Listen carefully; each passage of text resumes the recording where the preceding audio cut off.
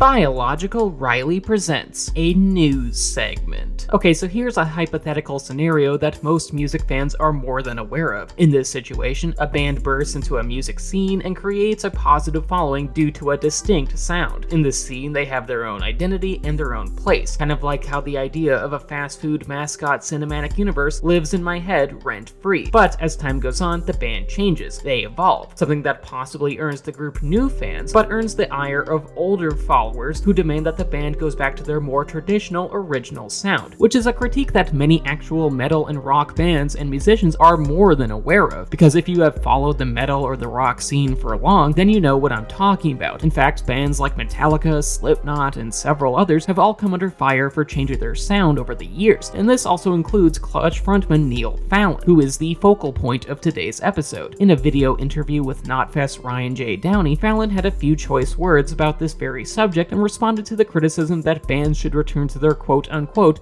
older sounds. Per the interview, and as noted by Metal Injection, this critique is one thing I never really quite understood. Oh, I wish you could return back to your old sound or whatever. That's like, well, do you want the same thing over and over and over and over? There are bands that found a very specific thing and did very well doing variations of that one or two themes. I'm thinking of like AC/DC or the Ramones, end quote. Fallon then noted that bands that stick to their primary sound are fine and well enough, but artists that change should be respected as well. And in regards to that type of fan that demands an artist to go back to their original style, there might be more than just music at play here. To quote, "Honestly, I think a lot of it has to do with people wanting a time machine. It's not so much that they want the same music, but instead they want the period in their life that they associate with that music to come back. Musicians are not wizards. They can't take you back to your glory days or a good time in your life, because ultimately I think that's what people are actually looking for." End quote. Fallon makes a really good point here. After all, music is often very nostalgic and can rekindle memories of a happier time in one's past. Hell, entire nostalgia-themed movies and TV shows often use music as centerpieces to advance the plot. See Stranger Things. And ultimately, that can be a driving force behind those critiques just as much as the quality of the music. The progression of time needs change, yet sometimes people don't desire to change.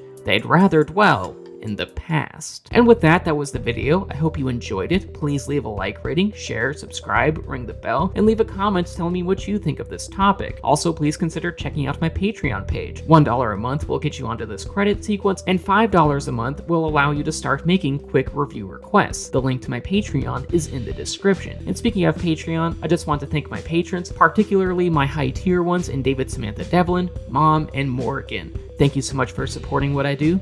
Love y'all.